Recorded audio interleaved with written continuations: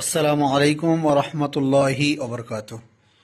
প্রিয় দিনী ভাই ও বোনেরা, আজকে যে আমলটি আমি আপনাদের কাছে উপস্থাপন করছি সেটি হচ্ছে কোনো ব্যক্তি যদি ঈমানের সঙ্গে, আত্মবিশ্বাসের সঙ্গে এই আল্লাহ রাব্বুল আলামিনের একটি সিফাতি অক্ষর, সেটি হচ্ছে আলিফ।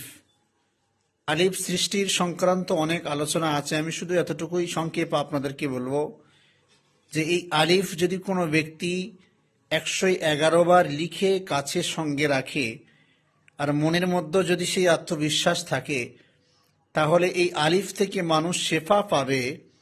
যে সমস্ত ব্যক্তিদের গায়ে খুব জ্বর হয়, সারে না, ডক্টর দেখায়, ওষুধ খায়, সুস্থ থাকে, আবার ওষুধ খাওয়া বন্ধ করে দিলে আবার জ্বর আসে, সেই সমস্ত ব্যক্তিদেরকে বলবো আপনারা কোনো ধার্মিক, কোনো আমল কারণেওয়ালা ব্যক্তির কাছ থেকে আপনারা এই আলিফ 111 বার জাফরান কালি দিয়ে লিখে আপনারা কাছে ধারণ করবেন। ইনশাআল্লাহ তাআলা আল্লাহ রাব্বুল আলামিন যদি চায়, দয়া হয়, রহম হয়, করম হয়, ইনশাআল্লাহ আল্লাহ রাব্বুল আলামিন আপনার এই আলিফের বরকতে আপনার রোগ থেকে শেফাই কুল্লিয়া নসিব করে দেবেন। সুম্মা আমিন। আলহামদুলিল্লাহ। আল্লাহ আমাদের সকলকে হেফাজত করুক এবং এই কোরআনের আয়াতের শিফা অনুযায়ী আল্লাহ রাব্বুল আলামিন আমাদের সকলকে শেফাই কুল্লিয়া নসিব করুক। আল্লাহুম্মা আমিন। আসসালামু আলাইকুম ওয়া রাহমাতুল্লাহ।